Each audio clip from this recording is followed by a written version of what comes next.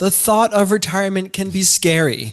The main reason, money, or the lack thereof. Many of us fear not having enough money in retirement because we have no clue what a retirement is going to look like. Exactly. To ease the mystery and the anxiety, picture the lifestyle that you want. Whether it's beach days or road trips, knowing what you're aiming for makes financial planning a whole lot easier and a lot less daunting.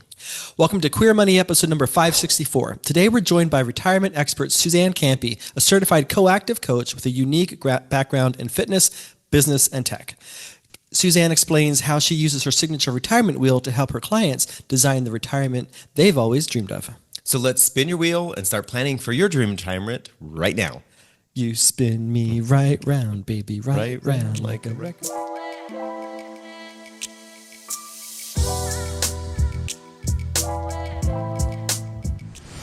Capital One Auto Navigator does more than just auto financing.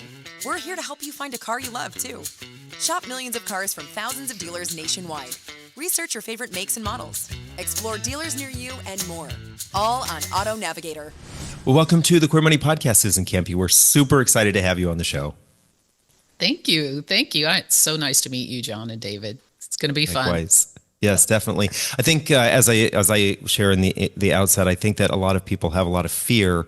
The closer we get to retirement, a lot of people have a lot of fear related to retirement, right? And it seems like that fear is being talked a lot more about in the news. So why would you say people have that fear, especially for boomers and Gen Xers, as we get closer and closer to this time period in our lives where we have to be focused on or preparing for or in retirement?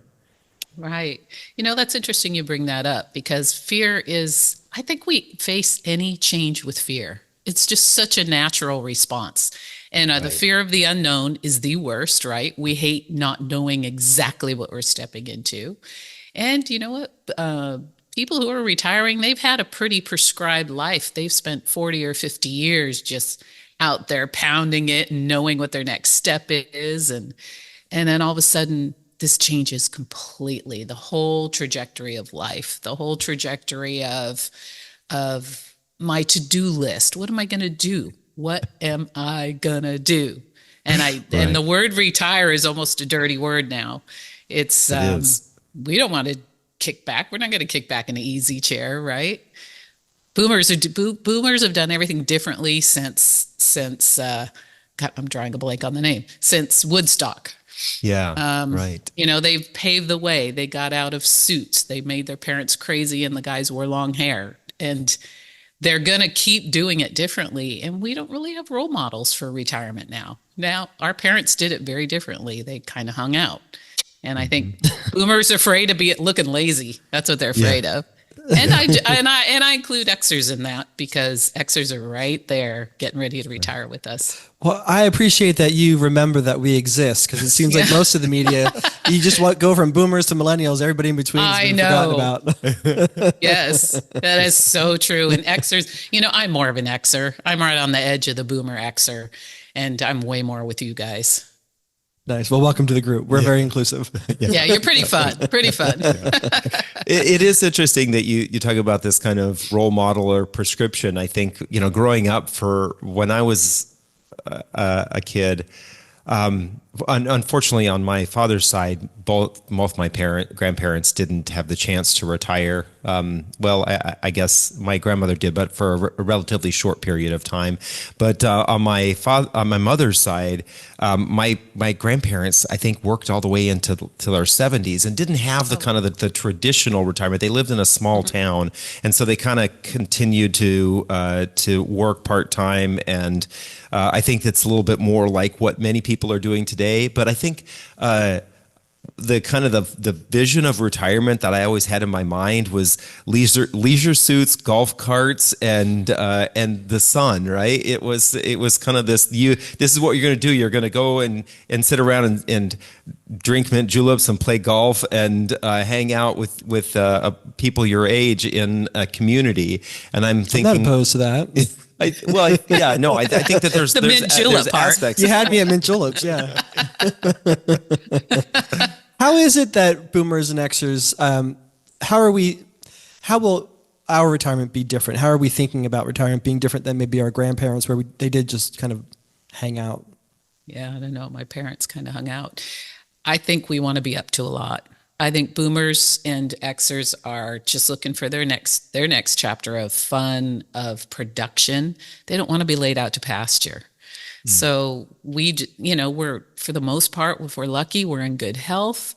We feel young. We're like, I know when my parents were 60, they were much older than I am at 60, right? Yeah. We have probably a false sense of self, but it's in a good way. And we're ready to do something else. It's like next chapter. What am I going to do to be important, to be interested, to be involved? And what's my legacy going to be? That's a big one. And I don't mean legacy as in where am I going to leave money? That's not the only legacy. Legacy is in what trace do I leave on this earth? What trace do I leave to the ones behind me those that either are my loved ones or, what do you say? Just in general to society, what am I leaving? Yeah, I think definitely for folks in the queer community, there's a strong desire to leave something behind for members of the community. Whether that is the work that we do in a local LGBT center, or maybe on the national level, or just even being a mentor to folks that are younger than us. I think there's this kind of a much stronger altruistic view of how do I help other people that were like me, that needed the help that I needed when I was, coming out or growing up, and there wasn't that kind of community there. And now I want to make sure that there is that kind of community there. Other than what the to-do list, are there other things that we really should be thinking about when we think about the idea of retirement planning? Because so oftentimes the word retirement planning just kind of has a dollar sign with it, right? It's just kind of there's an asterisk there, and that asterisk is really a dollar sign, that we only think about retirement planning and we think about the money side of it. Absolutely. And that's exactly where I came up with, and where I became so interested in this topic was I realized I'd sit around at the table with peers and hear them talk about, well, I could retire now. I mean, I'm good, but I don't know what I'm going to do with my life. They have the financial piece down, and I don't deal with that at all. Lucky me, I hand that off to you guys. But quite often they've got that piece down, or at least to the place they're comfortable enough, and they don't realize that was all there was. And I've interviewed so many people, and I've had so many clients that have said, oh my God, I'm so bored. I don't know what to do. I don't know my meaning, my purpose. What's next? I've cooked all the meals I wanted to cook. I've done all the trips I've wanted to do. It's been a year. I'm bored. That's the most common one. The first year they were just bounding for joy that they had no calendar. And then it's like, I need purpose, or I'm going to die on the vine here. Yeah. So, everything. Have they looked at their health? Are they going to bring their health back up to par? If you're working 50 hours a week in the grind, maybe you let that go. What about family and friends? What about those relationships? Did you nurture your relationships? And if not, can you go back and revive them or find new ones? Family and friends, important, health and fitness, all relationships. And I look at a category of relationship and partnership that doesn't necessarily mean romance, but we need those group of people, or even if it's one or two that are besties that we know are there for us no matter what. And I never want somebody to think that they have to have a romantic relationship if that's not what suits them. So we talk a lot about that. I do have a partner, but I also have a real bestie that I can really, really count. That's really there, and I can say anything to.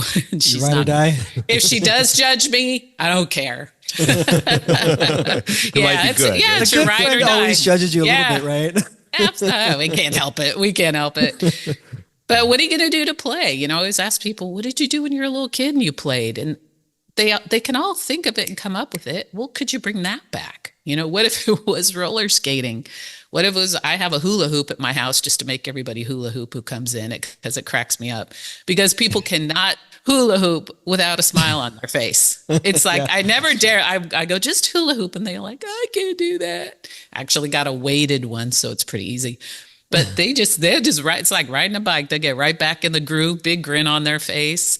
So bring silliness and goofiness and play and fun back. Why not? What the hell? And the cool thing about being older is you don't give a shit what other people think, right? Exactly right. That's the best part, right? I'll hula hoop in the cul-de-sac. I don't care.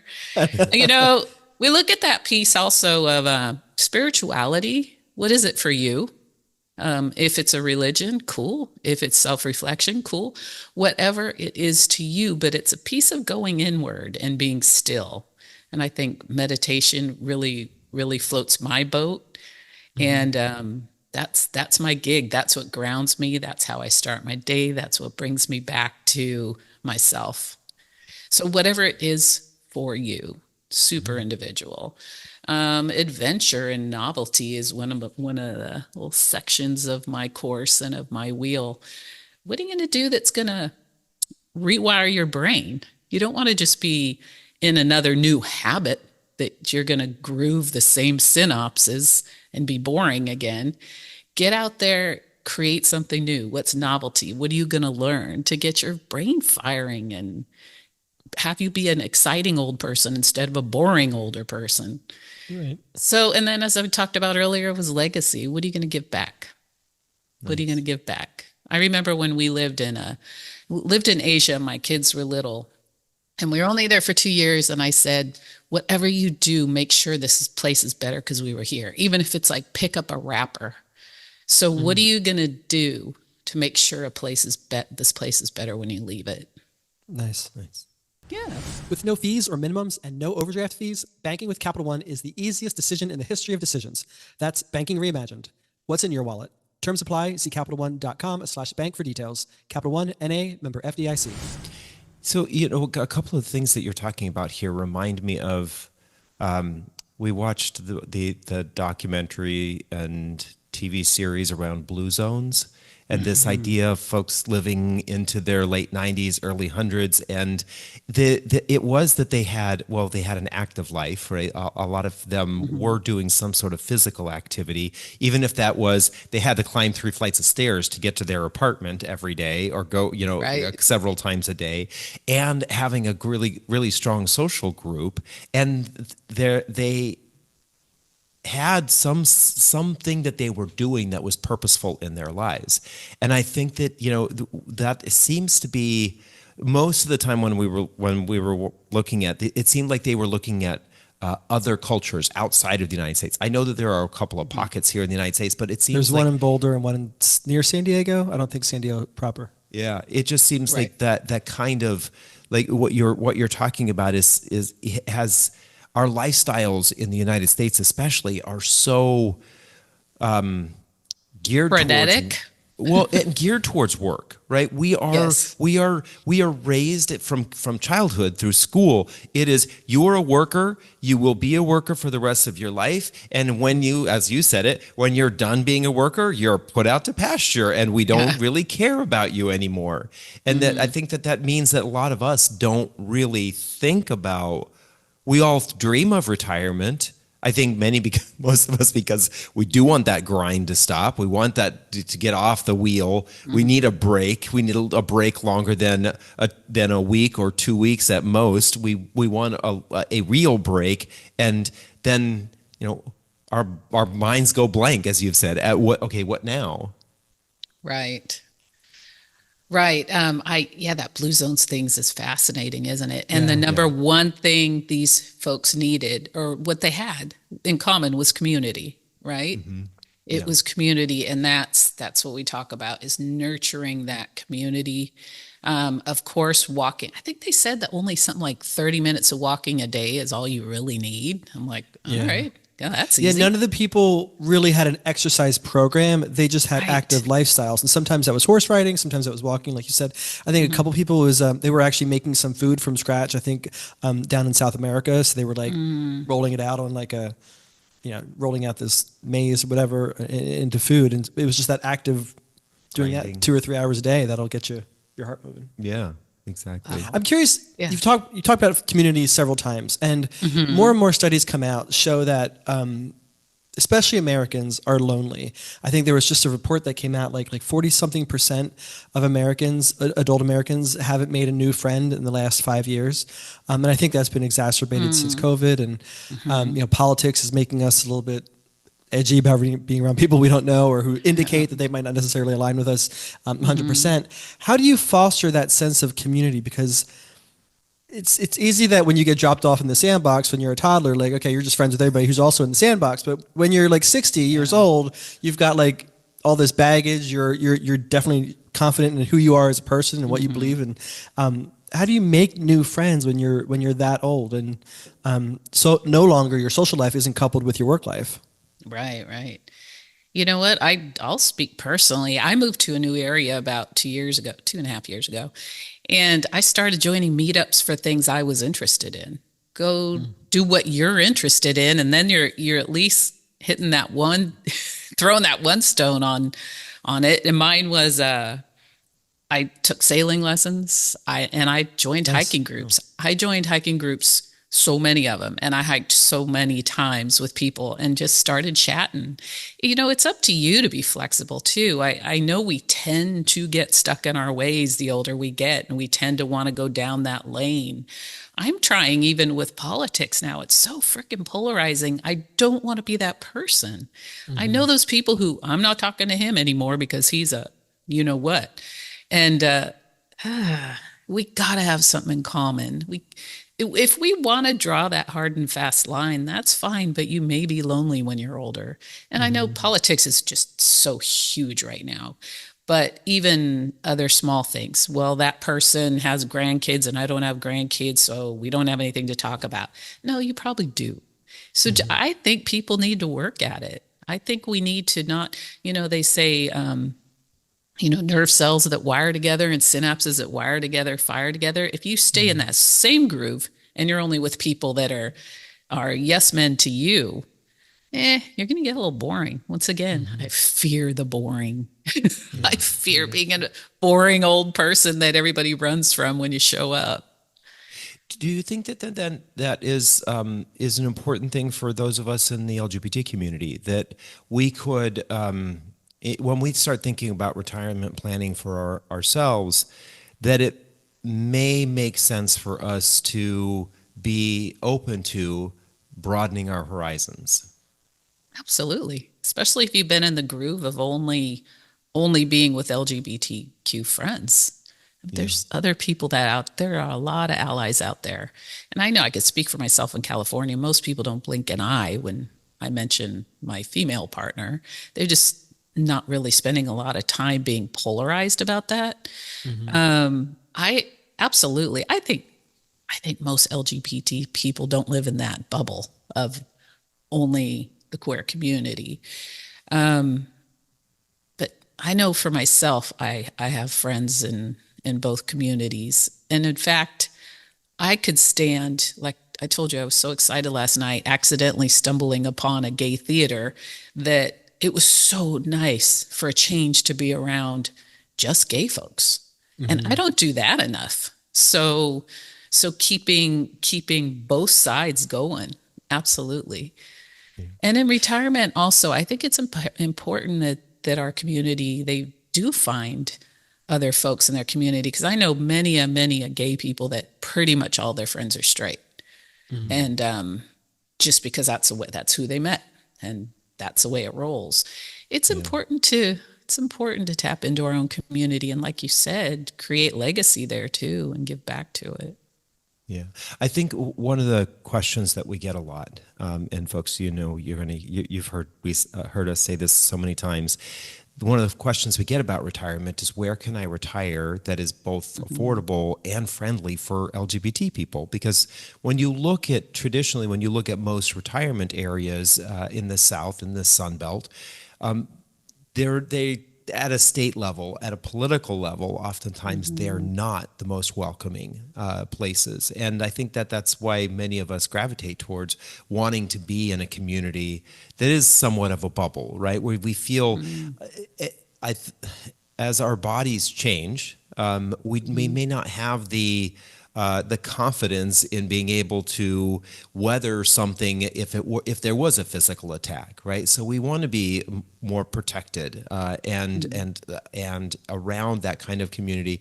But you bring up a really good point that no matter where you're at in the country, if it's a city of any size, you know that there are allies there. You know that there are people there that will have your back, right? And I think that's why we see various places that, like Austin and Houston and Dallas having some of the largest LGBT populations in the country, or certain cities in Florida. And we know that these are two states that most people would say, "Ew, you can't live there." I know. Right? But HRC has them under threat of, what do they call it? they are under a state of emergency because yeah. of the political climate. But that Right. doesn't mean that everyone in the state there is anti-LGBT. There still are a lot of allies, and we have to definitely search for that. Right. You did a couple great podcasts on the states and the zones where it is safer Yeah. for, and I would sure highly recommend that people go where there is safety. Yeah. You know, I know that we just did a little road trip, and it was into some a little more redneck areas of California and Oregon, and it doesn't feel good. I don't like it. And I definitely didn't hold my girl's hand, and I don't realize that I'm very free where I live. And to not be free is an added stressor. Like we literally zip through those towns faster and got somewhere that we knew was more friendly. Yeah. And that's no fun. That's just not a way to live. And it adds to stress. And we don't want to add to our stress. We don't want to raise our cortisol levels, Absolutely. Yeah, definitely. So when you kind of pull all this together, this idea that, we have the financial planning, and folks, John and I talk about the financial planning of retirement a lot.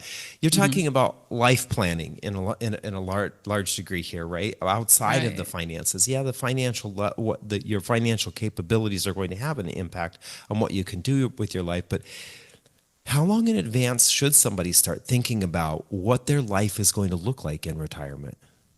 Boy, I would say at least 5 years. 3 to 5 years. Most people don't, but it's definitely where any big change, you think about it well in advance. Most people don't do 5 years, but imagine if you did lay out some ducks in a row. And on the flip side, though, there's so many things when you head to a new change you can't plan for because you can't foresee. Right. So, plan loosely, I always say, and don't start making this a new thing you're hard on yourself about. I think we as Americans beat ourselves to a pulp about pretty much everything we do. And it's somewhat comical sometimes, but we do. We're hard on ourselves. So then they head into that, I have my new plan and I didn't keep my plan. No, make a loose plan. It's got to be, some kind of plan. Are you going to get up in the morning or not? You're going to go, what are you going to do to work out? I would say, gosh, at least move. And most people want to keep doing things. But what are those things you want to do? Who do you want to be with? And you know what? Really consider, I see this especially with men. It's probably more of a straight man thing. They aren't nurturing their friendships. They had the family and they had the job. And now, who are your friends? Who are you going to really reach out to? So start nurturing, seeing who you want to be with. Reach out. Yeah. It seems to me it probably mirrors a lot of what we advise people to do with their financial plan. Just have fun, daydreamy conversations with your spouse, your partner, your friends of what does an ideal retirement look like. And then as you have those conversations over the years, maybe what are the things that keep popping up? Like if you keep mentioning the same country that you want to visit or same city that you want to visit, clearly that needs to be, more of a harder goal than loose. If a particular activity keeps coming up, clearly you're leaning that direction. That kind of maybe as time goes on, you'll kind of have an idea of what an ideal retirement looks like for you. Right. And another fun thing is, I coach people on transitions in life and change in life. And one thing about a change, if you're heading to something new, there's something old that ended. So you had an ending before you started processing this new beginning, or you're going to have an ending. How about ritualizing that ending? So if you, for instance, worked for 45 years of your life, what kind of ritual, how would you like to honor yourself for that? I mean, most people don't retire and go, hey, all right, that was cool. I was pretty damn badass, you know? I left good impression with people. We did so much good in that time. Who did you touch? Who did you really help grow? How did you grow? What badassery did you have there? You know, probably a lot of it. So how about something from as small as writing yourself a thank you note or a thank you letter to having a big ass party. Have a big ass party and celebrate, because it's a big deal. And so many people just downplay it. They kind of work till Friday, and then Monday they're not working. It's a shock to the system. It is a huge change. And I feel like with each phase of life, we don't ritualize it here. We just don't. You know, there'll be a little party or whatever. I love the quinceañera because it's a ritual. You are bringing somebody into adulthood and celebrating the heck out of it. We'll celebrate your phase into the next piece of adulthood, you know. I had one client, it was really funny. He had a Star Wars party because he started working like in 1977 or something, the year Star Wars started. Yep. I'm going to have a Star Wars party. And everybody absolutely had to dress up, and they squawked about it. But big ass party or a big ass trip, you know, something big, something fun. Could a ritual be taking a bat to the fax machine out in a park somewhere? Yeah. Yeah, like the ritual of us graduating from Catholic high school was burning our uniform. Yeah. Oh, you did that nice. But yeah, definitely. That would be so fun, wouldn't it? That would be. So I'm curious, what you're saying is fun, and it's sort of, like I said, sort of daydreamy and exciting. Do you find how easy do you find it is for people to do this kind of planning? Because we've noticed that trying to get people to do the financial planning, which is very numberies and Excel spreadsheety and all that kind of stuff. How easy is it to do kind of this sort of life planning for folks? In all honesty, most people don't really think about it. They have that spreadsheet down. They have their financial planner. And quite often I get them after the fact, after that year has come up, and they're like, oh my God, I don't know what to do. I kind of want to go back to work. Some do go back to work. So it's usually after they're somewhat miserable, which is too bad. So this is why I am starting a course next year. It's more of it's a community forum. It's called the Flourish Collective, for people who are looking into this phase moving forward. And they can also join if they're already retired. But we're going to have probably a 6 or 8 month rotating course on all these topics I mentioned that are on my wheel of retirement. So they can work on all of them and really hash it out with a community, you know. We'll do some work. We'll do some worksheets. We'll do a lot of thought-provoking, just introspection on each category, and they'll have, you know, a whole forum of people to chat with about it and whose ideas to hear. Because you know how much you go to a course and like the most you get out of it is because of the questions people asked or the input people gave. It's going to be very self-driven and community-driven. It's not going to be me out there bloviating about this stuff. It's going to be me giving them the questions and the opportunity to help themselves grow. Oh, that sounds wonderful. Yeah, you mentioned this retirement wheel. What is that? Tell us a little bit about that. Well, it's funny because when I started coaching, we started with the wheel of life. So you go through all these categories of life, pretty much what I mentioned before about the purpose and the health and the relationship. And I took that and rewrote it for, and a wheel of life would have finance and work life. Well, I repurposed it for retirement, and I took out finance because that's just not my ballywag. I have you for that. So it's. Did you say ballywag? Yeah, where'd that come from? I have not heard that one. I have to use. I love. Weird I'm gonna have to look that up. I know, I love it. Like I haven't said that in probably a million years. But anyway, it's just not my thing. So anyway, I rewrote the wheel on just the other psychosocial aspects of life and moving forward into retirement. I love the legacy one. I love when people really think about that as how am I going to give back? I had one person think, I swear, for 3 solid minutes until he said, love. I want to give love. I want my grandkids to know they were loved. And that's a beautiful goal. Beautiful goal. Definitely. Because that might actually make him think when he interacts with those kids, and be in the moment. So anyway, we can go to, depending, I'm just about to get this completed. My website, you can click on the retirement wheel. Right now it's a PDF download, but just about to get it, and it will be by the end of this week, into a little more of a gamification. So you'll fill out each category on how happy you are, and it will spit out a report for you. Oh, nice. very, We'll very definitely link for that, because It seems to me what you're asking people to do is get more clear on what matters to you, because then when you have that clarity, then like with the love example, then you can be more intentional about how do you actually execute on making sure that your grandchildren know that you love them. That can be something that's done in the moment when you're with your grandchildren, but also when you're thinking about being with your grandchildren, or what can you do outside of when you're not actually with them physically at that particular moment. It just provides you a higher level of intention, I would think. Yeah, that's perfectly said. That's perfectly said. It's just being with themselves to figure some stuff out, because for 45 years they've been on a wheel, right? On a treadmill. And they've just been going with this work stuff. And have they stopped? And I always say, kind of be like, put on the brakes of being that human doing and start being a human being.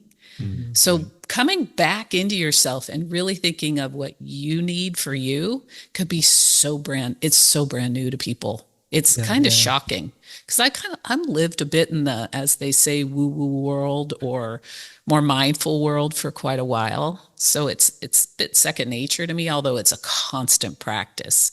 I'm working to help people really get in touch with themselves, really get in touch with what they want, because they are in a panic. When you first mentioned fear about this, they're in a bit of a weird panic about retiring.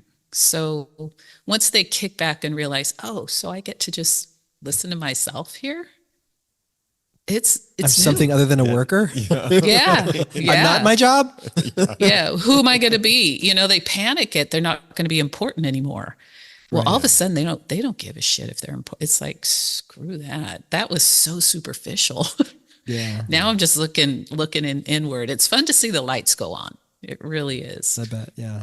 One of the other things, I want to pull this back to the financial aspect, because this is the Queer Money podcast, right? But I think one of the things that's really important here is that it also then probably lays a foundation for knowing where your money is going to go in retirement. And instead of chasing after things that you don't know whether or not they're actually going to be satisfying for you in retirement, or spending money moving to the wrong location, or spending money buying things that don't feed who you really are at the core, you actually can then spend the money on things that do make you truly happy, or make you feel more fulfilled, and you won't necessarily have to spend as much money. You may be able to realize that what really matters to you is not the things that mattered to you while you were earning all that money. Maybe what really matters to you are the things that now you're able to do that don't necessarily have to cost a lot of money, or maybe they do, but you only do one or two of them because you enjoy them so much. You bring up this idea of sailing, right? If you truly wanted to sail, then knowing that you're going to have to set aside money for lessons, a boat, or a share in a boat, or whatever the case may be, then you have a kind of a direction of where you take your finances. Where if you don't have any clue, then all of a sudden you land in retirement, and maybe you just keep doing some of the habits that you thought were making you happy, going out every Friday and Saturday night and having a martini, and waking up the next morning and watching TV. Whatever the case may be, you might find that you find more fulfillment in your life, and you don't have to either don't have to spend as much money, or you know purposefully where your money is going. And I think that's one of the problems that many people have, that we have worked with, is that they don't know where their money should go to actually make themselves feel happy and fulfilled. They're spending their money and doing that to make other people feel like make them think that they have a happy and fulfilling life, and they're not actually doing it for themselves, they're doing it for other people. So well, I think the love example is the prime example. If you know that your biggest goal in life is to have your grandchildren know that you love them, what exactly does that look like? It could be as cheap as just making sure you show up to their games and their recitals, and that when needed, you pick them up at school and drop, babysit them when their parents have to go away or whatever. And most all of that is cheap or free. It's not necessarily showering them with gifts and things. Not that there's anything wrong with that, but as long as you're more clear on what you want. That's not going to be what they remember in the long term. They're going to remember you at their games. They're going to remember that you picked them up every Wednesday from school and spent time with them and made dinner with them. Right. That's exactly true. It's probably way less expensive to be present than to be throwing money at big trips or things that are going to impress the neighbors or that new car or whatever. I think that's a new quote. I'm going to start using. Be the present rather than buy the present. Yeah, exactly. Right? Be the present. Exactly. Yeah. Ooh, I think we've got some there. I've seen some T-shirts here. We need to go into the T-shirt business of motivational retirement quotes. So you know what? That's really funny you said that, because I say that all the time. I always go, "Ooh, that's a T-shirt." I gotta start Let's start collecting them together. We could. Now, what you're talking about here is not something that I think very many people have a conscious thought about how to do this. And so we oftentimes would need help or assistance. How can our listeners connect with you if they wanted to tap into these resources that you've mentioned? Thank you. They can go to my website. It's my name, suzannecampi.com, SUZANNECAMPI.com. They can always connect with me on LinkedIn and peruse my stuff there, and just reach out and say hi. I can do a 30-minute. I have on my site. You can pop in. I think I have it for 30 minutes, a discovery call. We can just chat and see if we're aligned. Yeah, definitely. Thank you. We'll link to all those. I think that one of the important points that I'm taking away from this is this idea that transition doesn't have to be hard. As long as we know that we want to transition in this particular way, right? What we know what direction we want to take that transition in our lives, whether it's moving from one job to another, or moving out of a career and into retirement, or moving from one place to another. The more we actually gather that knowledge about what really matters to us, the easier that kind of transition will be. So thank you very much. We really appreciate you coming on the show and sharing this with us. Thank you, David. Thank you, John. Such a pleasure. Likewise. A pleasure. The mission of Queer Money is to financially empower the LGBTQ plus community. Join us in thanking Capital One for supporting that mission. Thank you, Suzanne, for a great interview and for making us think a lot more holistically about retirement planning. Thank you to our listeners and viewers for joining us for another episode. Get your Queer Money takeaway and the resources mentioned in this episode. All those links to the great stuff that Suzanne talked about in this week's newsletter.